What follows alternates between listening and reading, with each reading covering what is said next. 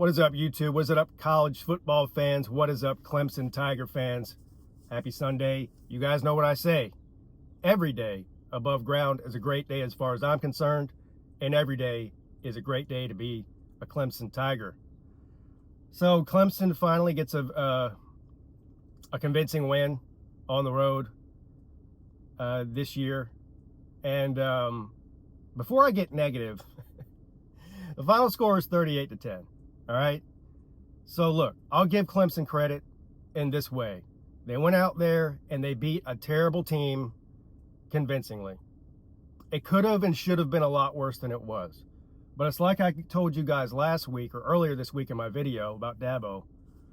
I said that, will this, I expect them to go out there and dominate North Carolina because they're that bad. It's not because I think Clemson has turned the corner and is somehow some fantastic team now like we thought they were going to be in the preseason. It's just because North Carolina's football team is a complete and total dumpster fire. I also mentioned in that video, I was like, we're going out there and beating North Carolina convincingly make me feel any better. I thought it would make me feel a lot better just to see them win and win by, not the game never being questioned, I guess. But when it was all over with, I didn't have that feeling after watching the game. It's just, I think I've come to the realization because I keep listening. Again, this is something else I mentioned in my video about Dabo, because he keeps saying the same things every week about the play calling and the running the ball versus passing the ball and this kind of thing. But they never change anything. Okay, so yesterday, I'll give them credit. They played everybody on the roster. We finally got to see some other running backs play other than Adam Randall. We finally got to see Tristan Smith get a considerable amount of snaps and targets. That's all great. And I'm glad to see that. But at the end of the day, Clemson was up 34 to 0. Or what was it, 3? Whatever it was. They scored 34 points in the first half and 3 points in the second half. And while they're up massively in the first half, this is the time to get some real reps to your running backs. It's not, most teams when they get a big lead, the idea is to run the ball, run the clock down, don't risk throwing interception and turning the ball over, and get out of there with a win. And in Clemson's case, they need the reps at running back. Forget the game plan. I mean, the game plan should be when you're up huge to run the ball and chew the clock. That should be the plan anyway. But in Clemson's specific case, they need to get real game time reps to these running backs. They ran 4 different running backs yesterday for a total of 21 times. So the two guys, Easy E and Keith Adams, had 3 carries apiece. Davidson, I think he got like 7. I would have liked to see Davidson get 15, 16. Why not? You're up 34 points. Let them get real reps. But instead, let's throw the ball all over the yard with Cade Klubnik and inflate his stats. Cade Klubnik had an okay day, I guess. I mean, he was like 22 of 24. He had one really terrible pass that he got lucky. It wasn't intercepted. He threw it to triple coverage in the end zone.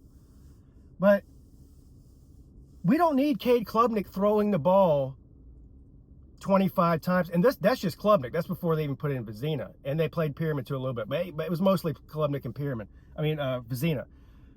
But why does he need to throw the ball 24 times? In a dominant, what we need is reps with the running backs. I've been saying this all year. But so I have come to the realization that Garrett Riley is a Mike Leach wannabe. That's what he is. He doesn't care. He doesn't want to run the football. He doesn't care about the game situation. He doesn't care about the younger guys on the team that need the reps. He doesn't care that it'll help out the passing game and relieve some pressure off of Cade Klubnik because the offensive line's not playing well. He does not care. He doesn't care if it's 3rd and 2. He doesn't care if it's 4th and 1. He doesn't care if they're winning 50-0. He's throwing the football all the time. That's what it is. That's who he is. It's not changing. All we heard from Dabo for the first 4 games was how disappointed he was that we didn't run the football more. We get into a game where you have the opportunity to do it, and you still don't do it. So I don't believe you anymore. Fool me once, shame on you. Fool me twice, shame on Pete. So I'm done being fooled by this. And also, I don't want to go, I've already gone down the negative track here. I think I'm about done with Garrett Riley. I don't like him. I don't like him. I don't think he's a good fit for Clemson. I think he's a good guy, family man, blah, blah. I'm not saying I don't like as a person. I don't like the way I don't like his style of offense. So he doesn't adjust to the personnel. He doesn't do the play calling based on the personnel or the game situation. I don't think he's a good play caller. I hate his scheme, and I hate his philosophy in general. I am, and it's just me. Maybe look, there's probably people out there that are fans or people who are really into football scheme-wise that really like the way Garrett Riley does things. I'm just not one of them. I am and will always be. I enjoy running the football. I think I like hard-nosed, bruiser, run the ball, open up the pass, play action pass type of football. That's what I like. And when Clemson was great, that's what they were. That's what Tony Elliott's doing at Virginia. Anyway, if they got rid of Garrett Riley after this season, it wouldn't hurt my feelings in the least bit. And I know the next question a lot of you are going to be asking me is, well, Pete, if you get rid of Garrett Riley, who would you want to be offensive coordinator? Well, I hear Jeff Scott's available. Yeah, Jeff Scott's available, and he also lives in Clemson now. I mean, he moved back there. So that's not saying I'm not saying they should go hire Jeff Scott, but that's an option. And there's also a lot of great coordinators around the country, both at the Power 4 level and in the lower classification, Group of 5, whatever. They would love to have a position with Clemson, calling plays and running an offense. So I don't know the answer about replacement. I'm just telling you, I'm not a fan of Garrett. I've seen enough.